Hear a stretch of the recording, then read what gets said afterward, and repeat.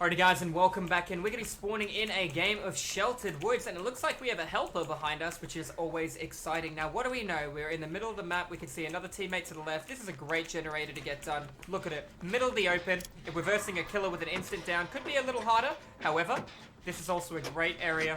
Gives us field of view. As long as we're turning our mouse and we're constantly looking around, the information we're going to get is going to be grand. So what do we know right now? We've got one totem broken. We've got a girl who seems to be ecstatic, which is fantastic, coming over to help with the gen. 3 people on a gen is going to get this done at a phenomenal speed. We've got one teammate who's Maya. That teammate who's Maya is also the Obsession. Therefore, looking in the bottom left-hand side of the screen, I would know if the killer is currently chasing that person. Therefore, I know the killer is not in chase with them. Therefore, the killer is Maya, missing in action. They went that way, so what should I do? I should break away from the squad and apply pressure elsewhere. This is where my other teammate was. Looks like we got a rainbow map. That's why I can see the auras of those objectives. Another way to see auras would be a perk called Detective's Hunch, which is a teachable unlocked on by Detective Tab at level 40, which I do not have. It would appear 2 generators down and still no information of who the killer is. They really got to get a little bit of a move on. If I was going to take a guess based on what I've seen no bear traps. I think the killer could quite possibly be Lisa, ladies and gentlemen. If you're wondering who Lisa is, that is the hag. The hag can also place traps on the ground and teleport anywhere within 40 meters after the hag has triggered a trap. Now, somebody did take a hit. It is Thanatophobia. I might be thinking it might be a ghost face now. I'm not 100% sure. I've had no information provided throughout the entire trial. If it was a hag, I think I would have heard a trap trigger and then a hit. Still no more information. 2 more people on another gen. This is where gen rushing comes in as a thing, right? We are applying pressure towards objectives, but the killer has been missing for over 2 minutes now, 2.5 minutes. I thought I heard a heartbeat then. We have no information, so they really need to decide, do I want to commit to chasing one person, or should I apply pressure elsewhere? It is going to be a spirit. We can hear her. We're going to go back through that. Looks like she's going to be committing to that chase a little longer than she should. Now, why didn't we know it was a spirit earlier? I believe the answer behind that would be she was walking everywhere at the start of the trial, which would mean she had 110% movement speed, as opposed to applying her ability, which would have given her a 2.5 second activation time with no add-ons at 176% movement speed for an additional 3.5 or 4 seconds duration. Therefore, we would have known if she came through the board, we would have heard the phasing. But she did neither of those things, so we did not know. You can see she's currently tunneling a lot on my teammate, and he came from this direction. I'm hoping we might have actually... No, we do not have a gen here. Looks like we actually really picked up a helper. She really wants to walk around with us. This is great. I love having teammates. Right, let's work through this. This will leave 1 generator left. It is a bit of a gen rush, but it could have been worse if we were all working on different generators and applying pressure in different places throughout the board. We're not. We're grouping up, and we're stacking, and we're missing skill checks, so that is okay. Thank you for looking at me as if I have the blame for that. Alright, Thanatophobia, she only has 1 stack. It was tier 2 Thanatophobia, not tier 3. Tier 2 gives a 3% penalty and diminishing returns with multiple people. If you're stacking on gens, you all get the penalty of 3%. However, if you're all working on a gen, the penalty gets less and less, as you obviously know. If you're working on a gen yourself, the 3% still isn't a lot. 3% of an 80-second generator is near nothing. You're looking at, what, 2.4 seconds? But if you're missing... Yeah.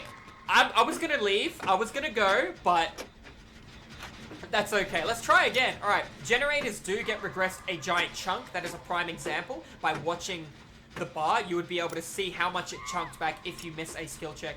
Now, unfortunately, the killer did catch up to the teammate and catch them. Was the first time they are going to be hooked. As long as I can protect them from the basement, we're living the dream. That's good. 1 went through. 1's coming into the right. I don't want to leave scratch marks and farm this guy. I'm going to go the opposite way to her on Kindred. I do have borrowed time. I think he's going to be okay. There she comes back. Cool, let's see what she does. Oh, you're going to chase me. Okay, so good. She might be looking for a Pop Goes the Weasel play. No respect on a pallet, but a little stuck then. We're going to have to sidestep. And because we sidestepped, we threw her off. Let's use this rock now. Oh, bugger. Good play by her. Bad play by me. She's going to have Bloodlust. I'm going to have to give it to her right now. A little bit far away on that. We're going to block her line of sight. See what she does. She broke it. We're going to also utilize a shack if it is available. Remembering, line of sight is my strongest weapon against her. There she goes. Alright, can hear her stomping around. I'm going to give her the God because there's 1 generator left. I 100% agree with that hit. I pushed spacebar a little later than I should have, but I think that was a tiny bit generous.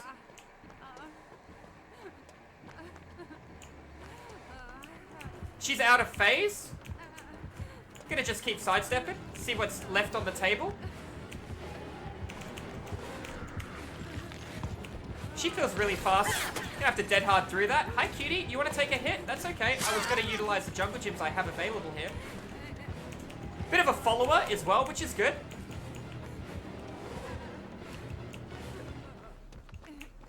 Don't hear her phasing, so I think she phased far away. Oh, she saw that? And this is bad. I should have adrenaline kicking in real soon. Don't like camping pallets, but that's one of the situations where it was a good call to wait at the pallet. I got another one on my right here. I know she's got her ability ready to rock and roll.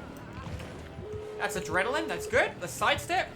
Oh, I'm going right back around to that because that was actually a really good call on whoever completed that generator. Looks like he's injured. He's going to have to run past. He needs to keep running right now while I apply pressure to the door and I use the pallet that he's looking at right now.